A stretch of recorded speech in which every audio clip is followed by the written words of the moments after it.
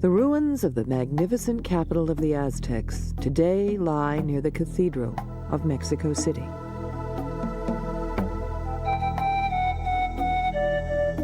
In the 15th and 16th centuries, this great temple was the seat of both religion and politics of the mighty, warlike Aztec people. Subject and allied cities would visit the temple regularly. The Aztecs' god, Huitzilopochtli, had promised his people a place where they would be the masters of a huge empire. In order to recognize this place, they had to find an eagle perched on a cactus, holding a serpent in its beak. They would then know that this was to be the special place where they would be lords and where their great capital, Tenochtitlan, would be built. Today, this site is known as Mexico City. The Mexico of the modern world looks with pride upon the symbols of its ancient past. The colors of the Mexican flag, green, white, and red, display at the center the eagle perched upon a cactus.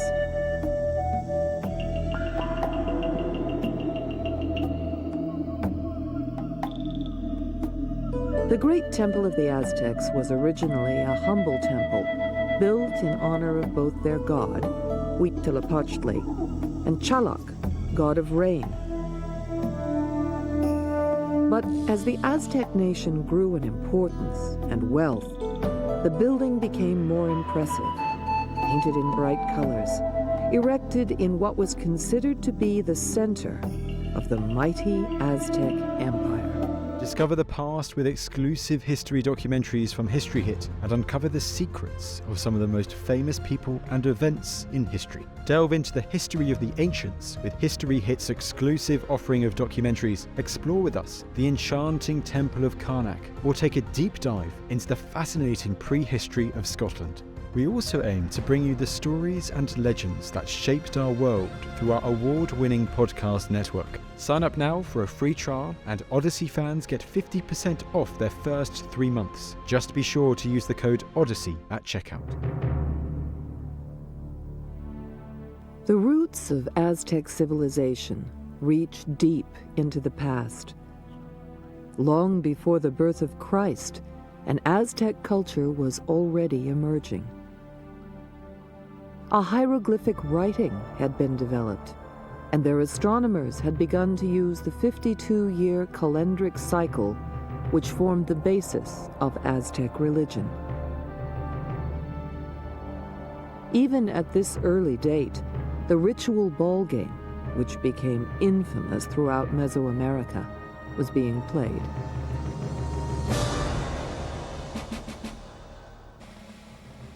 Long before the Aztecs appeared, the central part of Mexico was dominated by the city of Teotihuacan, only 45 kilometers away from the site which was later to become the Aztec capital. Teotihuacan was a great city, the 6th largest city in the world at that time, 600 AD. It remains one of the most impressive sites of the ancient world. It covered more than 13 square kilometers.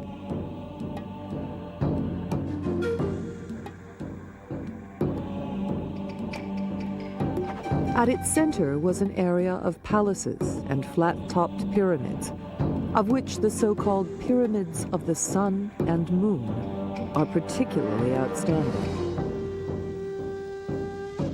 Extending the length of the city was the road known now as the Street of the Dead, which was more than 5 kilometers long. As Francisco Zepeda Alvarez explains,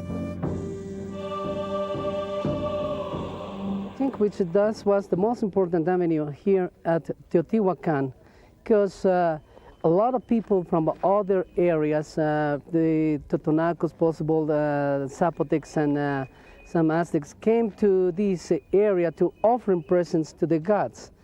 The first constructions, the monumental constructions, we think which was built during the first century after Jesus Christ. See, we think which the first temple built it was the temple of the sun, then the temple of the moon, and they built the street of the dead. The population here, we think which was around 120,000 people.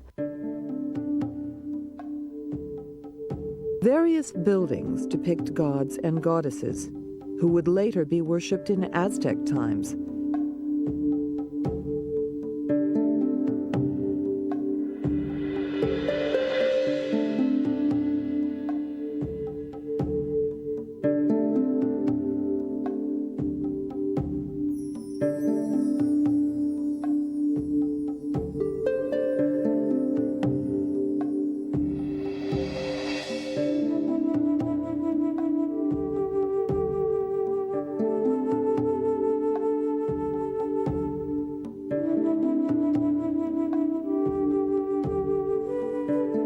The mural paintings of Teotihuacan illustrate the importance of religion.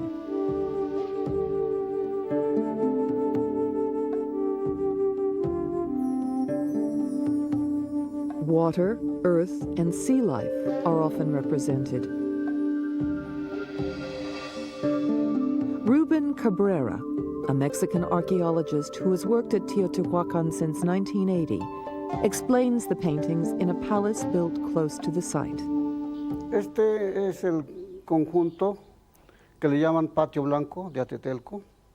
Fue explorado en 1947 por el arqueólogo Carlos Margain y representa el complejo de 3 templos, característico de Teotihuacán en su disposición urbana, en su planeación, ya que estos se ubican hacia el norte, hacia el este y hacia el sur, según los 4 puntos cardinales.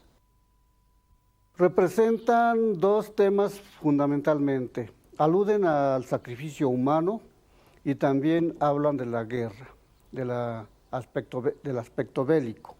Como vemos, hay una procesión de 2 deidades, jaguares y coyotes, pero ambos personajes llevan simbólicamente devorando un corazón sangrante. Y de este lado es la procesión únicamente de coyotes, pero también llevan la lengua, la vírgula de la palabra. Y hay una serie de otros motivos que están aludiendo a puntas de proyectil, macanas, que están hablando de la guerra. Esos son los temas más importantes. Enmarcan a los temas principales una serie de otros elementos simbólicos que en un momento más temprano fue de mucha importancia, como la serpiente, pero que para esta época, hacia los 450, 500 de nuestra era, ya no era tan importante la serpiente, sino el jaguar fundamentalmente. A remarkable stylistic feature of the Teotihuacan murals is their symbolistic complexity.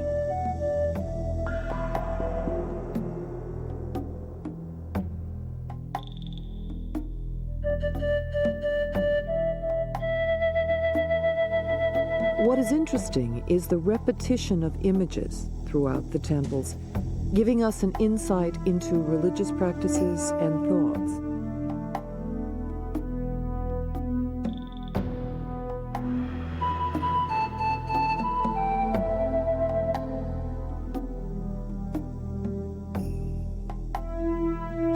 In about 650 AD, Teotihuacan was overthrown, but remained as an important religious center, as it was believed that the gods had assembled there to create the sun.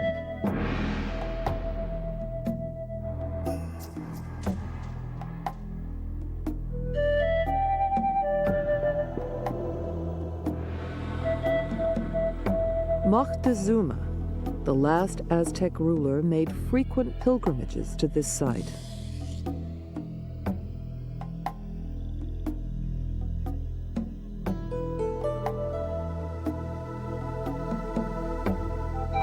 The Aztecs also held dear to themselves the traditions passed down to them by their predecessors, the Toltecs, whose achievements were attributed to Quetzalcoatl, their great priest-ruler.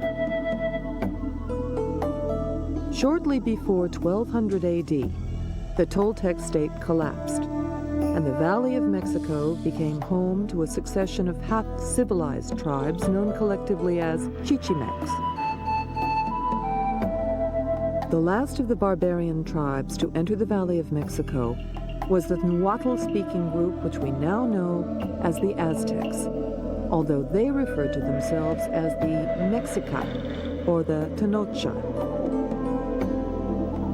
Today, all that we know about the early days of the Aztecs has been passed down to us in the form of legends. It is rumored that the early Aztecs discovered the god Huitzilopochtli in a cave on a hillside. They then began a journey on his command to his birthplace at Coatepec, building temples in his honor whenever they stopped. The birth of Huitzilopochtli, the war god, is important, as he was considered to be a manifestation of the sun. To them, he represented the sun's eternal fight against the powers of darkness, a never-ending struggle reenacted daily. Just as Huitzilopochtli was born to combat his brother and sister, so the sun rises each morning to do fresh battle with the stars and moon and put them to flight. To help Huitzilopochtli as the sun in his daily struggle, it was necessary for man to provide the god with the most precious food that he can offer, his own blood. As Dr. Elizabeth Baquedano explains, we know about human sacrifice thanks to the descriptions of the 16th century friars who kept very meticulously records about human sacrifice. The most important friar who recorded everything he saw in terms of religion was Bernardino de Sahagún, who came to Mexico in 1539. We know that human sacrifice was important to keep the universe in equilibrium, but also we know that human sacrifice was the most precious offer we had to give to the gods. Children were also sacrificed. There were 3 paradises to which the souls of the victims went to. So the god of rain had special sacrifices as well, but the method of disposal of the body varied. So on the left-hand side we find decapitation. We have several offerings containing decapitated heads. We find decapitated individuals, both male, female, and children. But on the side of Tlaloc, we usually have children. The children cried before human sacrifice took place. And the more they cried, the better the omen for rain. The more rains, the better the season would be. Sacrifice was of paramount importance to the Aztecs, for without the nourishment of human hearts and blood, it was thought that the sun would stop moving. The heads of the sacrificial victims were displayed in skull racks.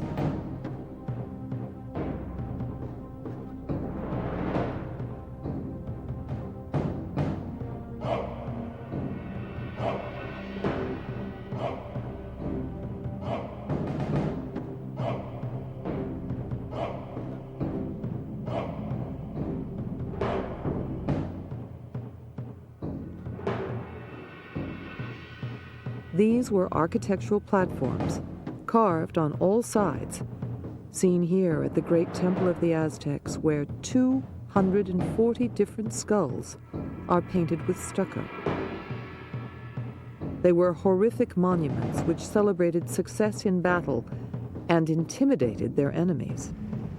The tradition of having skull racks dates to about 700 or 800 AD in Mexico, in the state of Oaxaca, at the site called La Coyotera. But the Aztecs actually made it their own.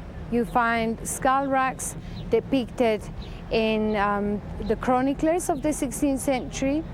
Even the heads of the Spaniards were displayed, and we have manuscripts showing the heads, the severed heads of the Spaniards, including horse heads, because the natives had not seen horses before.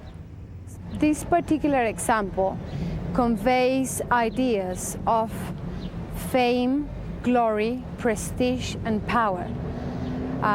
Although this example is a sculpted one, real skull racks were placed next to the temples. The temples had real heads, the flesh decayed, and the skull actually stayed behind. The hearts of the sacrificial victims were placed in vessels called huauxicalli, eagle vessels.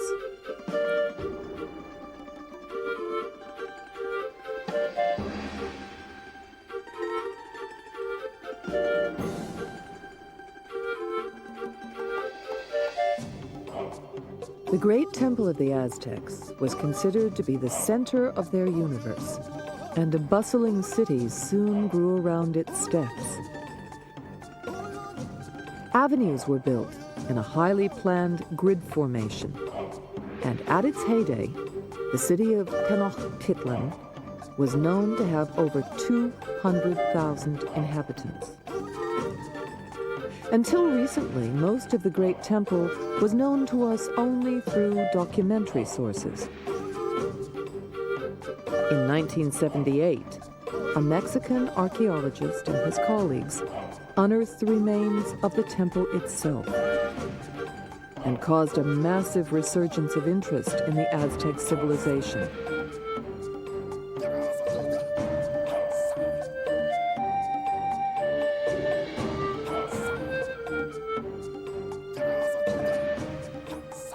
The first has disappeared, but the second dates back to 1390, which is the one we see today, virtually complete. The later constructions were enclosed within successively larger buildings. These pyramids are dedicated to both the tribal god Huitzilopochtli, the sun god, and to the rain god Chalak.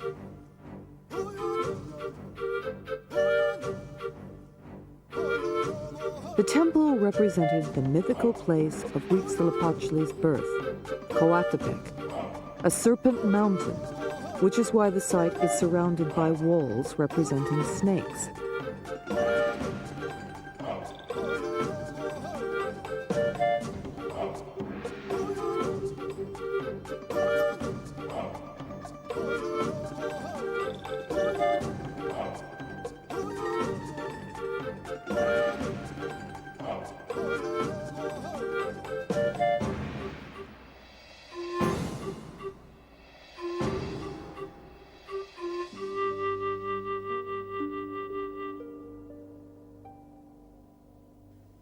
The Great Temple was as tall as the present-day Cathedral of Mexico City. And it was here that thousands of human sacrifices were made. Behind us is the Great Temple of the Aztecs. The left-hand side is the Temple of Huitzilopochtli, the tribal god of the Aztecs, the god of war. On the right-hand side, you have the Temple of Tlaloc, the god of rain. Both are of equal importance, of same size, of same dimensions. Both share the main precinct at the Great Temple. The Temple of Huitzilopochtli is recognized by the sacrificial stone called Texcatl in Nahuatl, the language spoken by the Aztecs. The sacrificial stone here is important because at major festivals and rituals, human sacrifice took place. On the other side, at the entrance to the temple dedicated to Chalak, god of rain, is a sculpture of a reclining man holding a vessel on his stomach. The sculpture is known as Shakmul, a divine messenger between the priests and the gods. It was here that human hearts and blood were placed as offerings. Both shrines were originally decorated inside and out. We can still see pillars with paintings symbolizing the god of rain. A band of goggle eyes, typical of Chalak, painted in black on a white background. Below these eyes is a horizontal band painted in blue, followed by two red bands. According to archaeologists, the lower part of the pillars area was painted with black and white vertical bands, which may represent rain. Little can be said about the third construction stage of the Great Temple, except that during the excavations, archaeologists found 8 life-size sculptures representing standard-bearers leaning against the steps leading to the temple of Huitzilopochtli.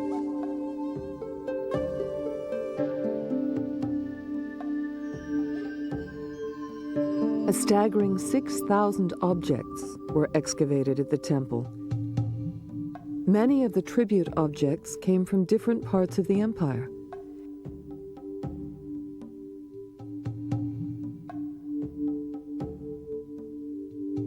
These offerings include a large number of objects associated with Chalak, such as fish, shell, and coral. There are also several skeletal remains of children and adults dedicated to their warrior god.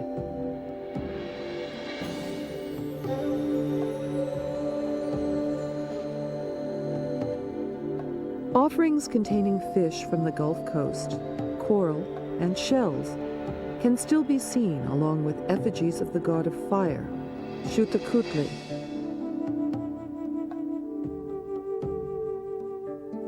Incense, and artifacts of many sorts from all over Mesoamerica.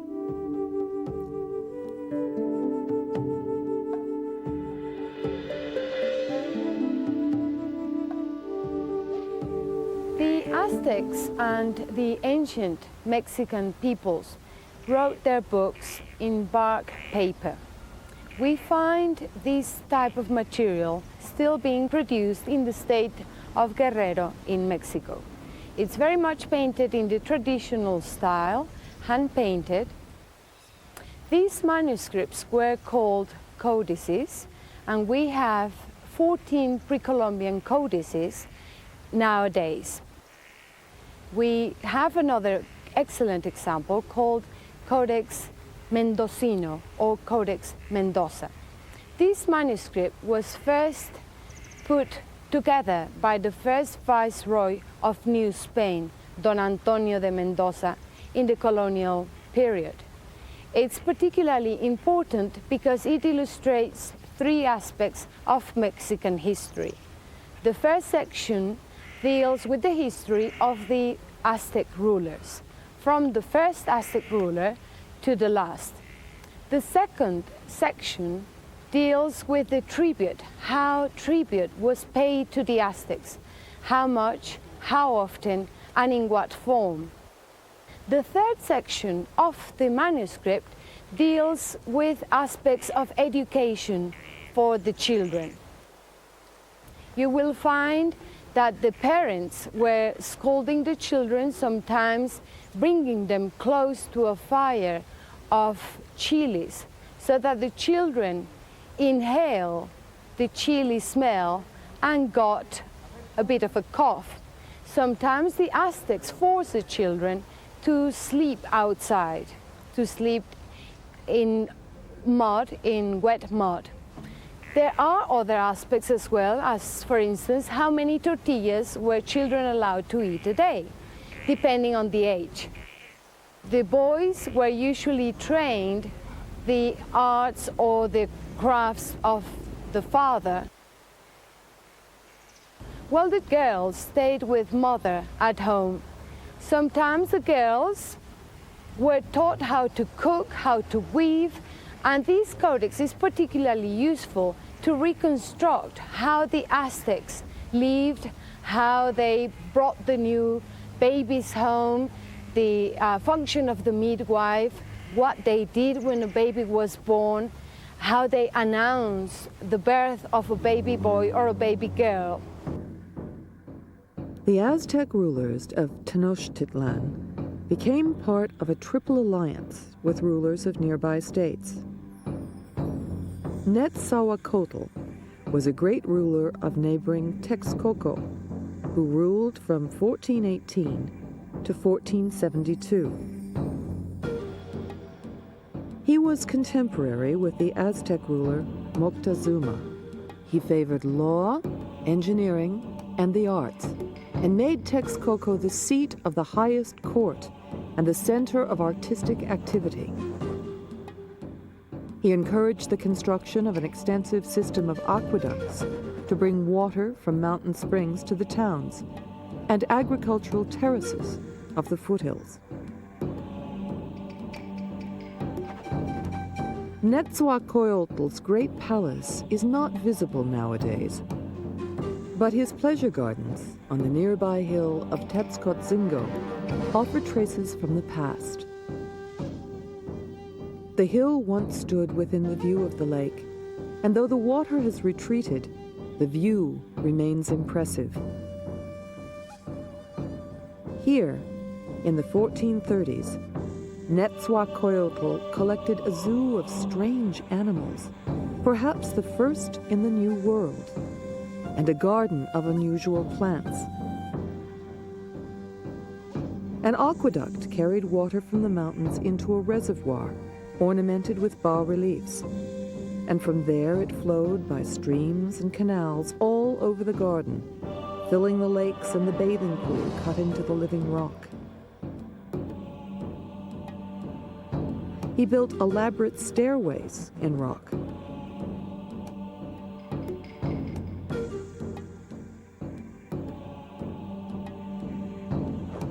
Sitting in Netzahualcoyotl's stone throne on the hilltop, one gets a magnificent view of his royal vantage.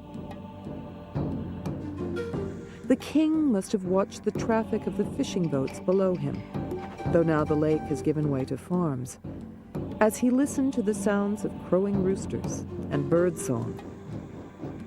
The remains of the basins can be seen, but there are no waterfalls, bird cages, and flower beds, which gave the king such delight. An Aztec water system can still be seen at Xochimilco, which in Nahuatl means place of the fields of flowers. Today, it is a bustling tourist attraction where vendors display their goods from brightly colored barges, much as they did in yesteryears.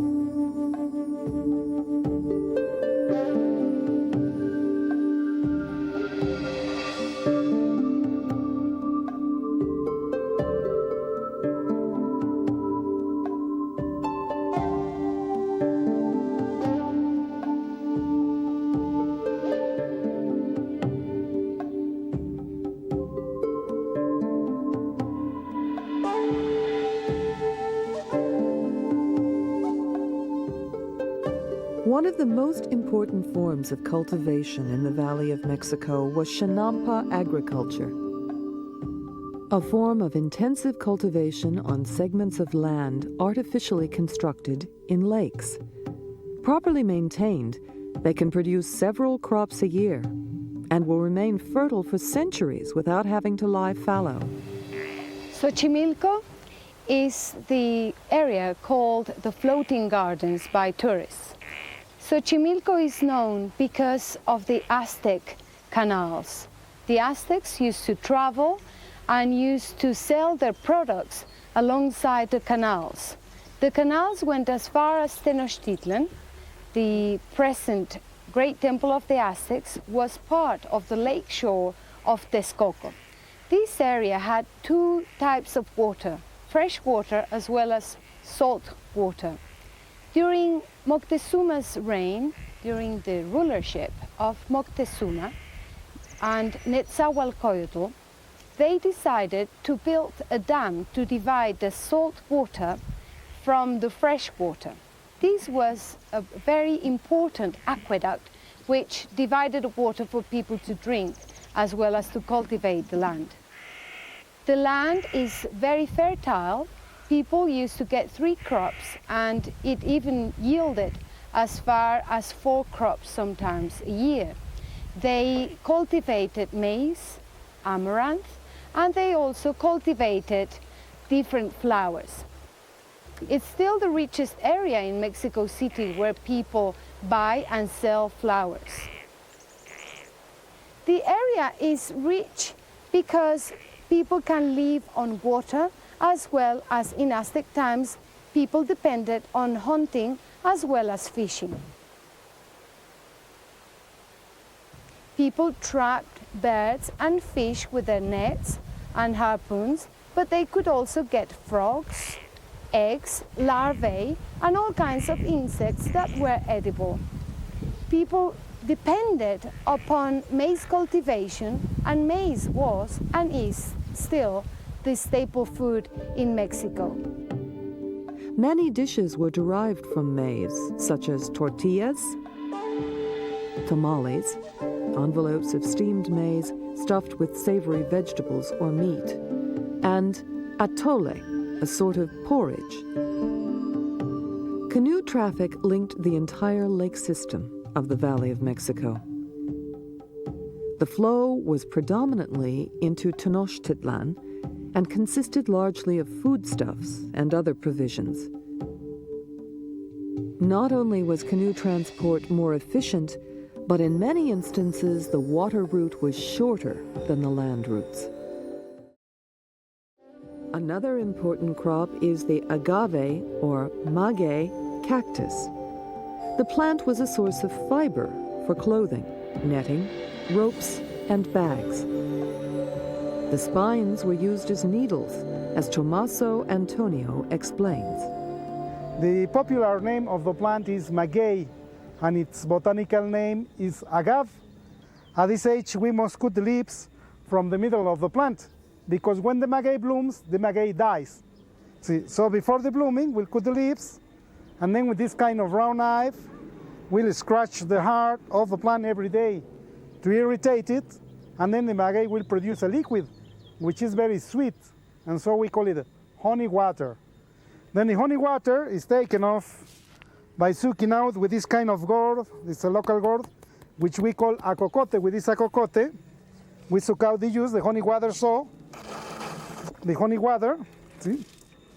Then this honey water, we'll drink it or we'll put it into wood barrels, and we'll let it ferment for 24 hours. 24 hours later, the honey water will turn to a liquor, a pre-Columbian liquor, which is called pulque. The pulque will contain 6% of alcohol, like beer, for instance. And the maguey produces the honey water during 6 months. It produces a gallon a day, half gallon in the morning and a half in the afternoon. And out of the leaves, out of the maguey leaves, the ancient cultures, they got also the first paper that they used to write on. They got the parchment paper. See?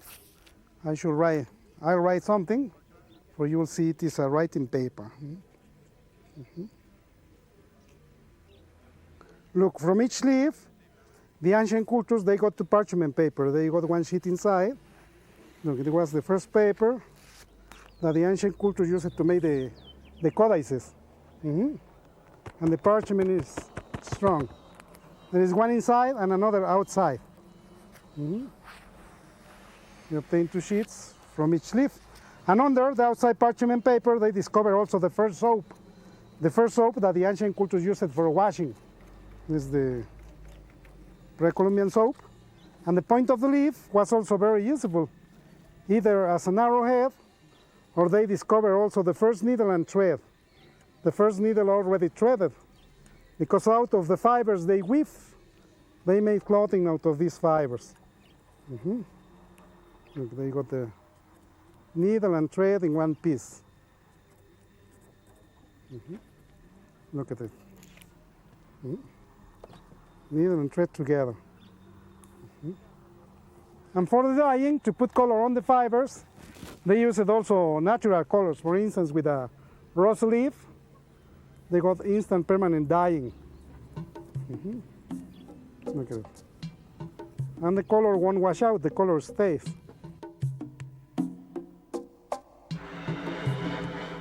When the first Spanish moored off the coast of Mexico in 1517, their initial intentions had been to secure further lands for the Spanish crown and to spread the word of God.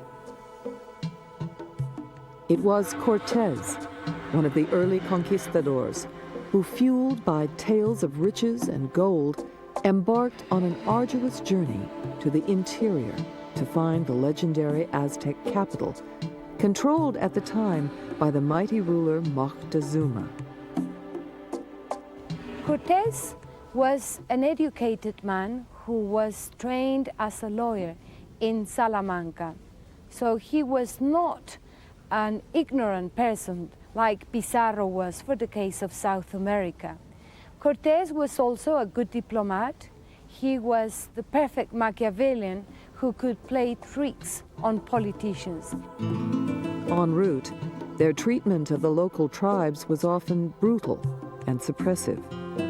But to the Spanish, their actions were justified, with the secure knowledge that God Almighty was on their side, and that conversions to the Christian faith were being made with religious fervor.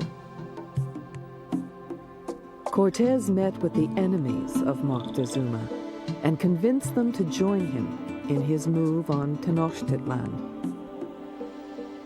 The most powerful of these were the Tlaxcalans, who had reached a peaceful agreement with the Spanish following a series of standstill battles, and had agreed to help the Spanish defeat the mighty Aztec rulers. The two leaders finally met face to face for the first time. Moctezuma, however, believing Cortés and his party to be gods, welcomed the Spaniards into his city, accommodating them in great palaces and treating them with the reverence reserved for the most important guests. When Cortés arrived in Mexico in 1519, the Mexicans thought that Quetzalcoatl was coming back to claim his seat. He had left Tula on a year one reed, which was exactly the same date when Cortés arrived in the Gulf Coast of Mexico in 1519. The natives were familiar with this myth of Quetzalcoatl, a bearded man who was coming back. When he arrived, he found some Spaniards who were familiar with this myth. And in fact, he was helped by Spaniards to conquer Mexico. He was also very much aware of the fact that the natives weren't familiar with horses. So he scared the population with horses, with gunpowder. The Mexicans weren't familiar with these particular fire weapons, and they were petrified. Relationships were soon to sour when the Spaniards' true intentions of seizing gold became apparent. Cortés had shocked the watching Aztecs when he ordered his troops to throw figures representing gods down the steps of the great temple. Moctezuma, perhaps convinced by the omens of evil, believed that the newcomers would be triumphant and was soon taken prisoner. Moctezuma himself in a way, defeated his own people because he was a prisoner of his own beliefs. He realized that the Europeans were human beings, but he was still stubborn, thinking that perhaps it was Quetzalcoatl. The Mexicans were upset about the fact that he was still fighting with the idea, and it was his own people who actually killed him. There is one description in which he comes out his balcony and he's stoned by his own people. The formal attack on the capital of the Aztec Empire began on April 28, 1521. And for the desperate Aztec defenders, there could never be any real match against the attacking army. With more than 900 Spaniards, thousands of Indian allies, 86 horses, 15 cannons, and 13 ships, the once great city soon fell, and the mighty empire soon crumbled. For the few survivors who remained, any hopes of retaliation were destroyed when European diseases such as cholera and smallpox, against which they had no resilience, took hold. And the once bursting population of the city became a subdued, dwindling few. The conquest was successful also because they had fire weapons, they had horses, and they knew the tactics of war. The Indians were not playing a war. They were not familiar with the kind of war the Spaniards were familiar with. The ancient Mexicans were used to conquer and find people to sacrifice to their gods, but they weren't used to just kill people for the sake of killing people. They had two different and opposing ideas as to what war was. This marked the end of the Tenochtitlan and the beginning of New Spain. Fortunately, the language is still spoken in certain parts of Mexico. The vocabulary has not all gone. In fact, Nahuatl words have been blended with the Spanish, and the influence of the Aztecs continues today. Mexican Spanish is sprinkled with words of Nahuatl origin, some of which, especially those for foods, tomato, chili, chocolate, have entered English and other languages as well. Aztec life is far from dead. It's still alive. The language is spoken. Nahuatl is spoken in several modern states of Mexico. The clothing in several states is still very much the same: long skirts, a belt holding the skirt, triangular item called keshkemetl over the shoulders, which was worn without a blouse in pre-Hispanic times, but nowadays is worn with a blouse. The male have changed their clothing, but the female are still keeping ancient traditions in certain villages in Mexico. The food is very much still pre-Columbian.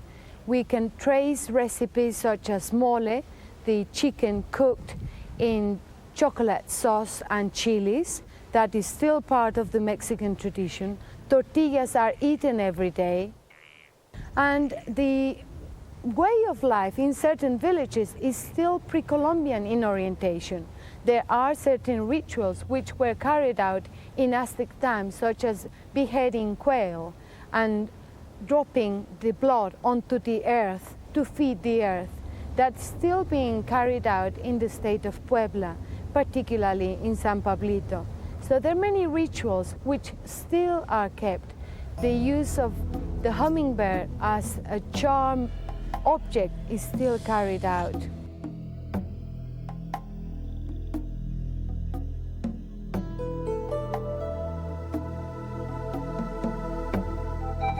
Aztec dance is thriving.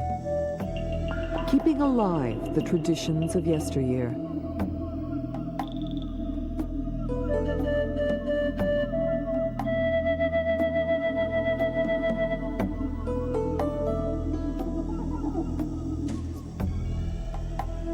The great temple today lies in ruins, but remains a reminder to the times when it represented one of the greatest powers on earth. As the Aztec poem has it, for as long as the world endures, the power and glory of Tenochtitlan will survive.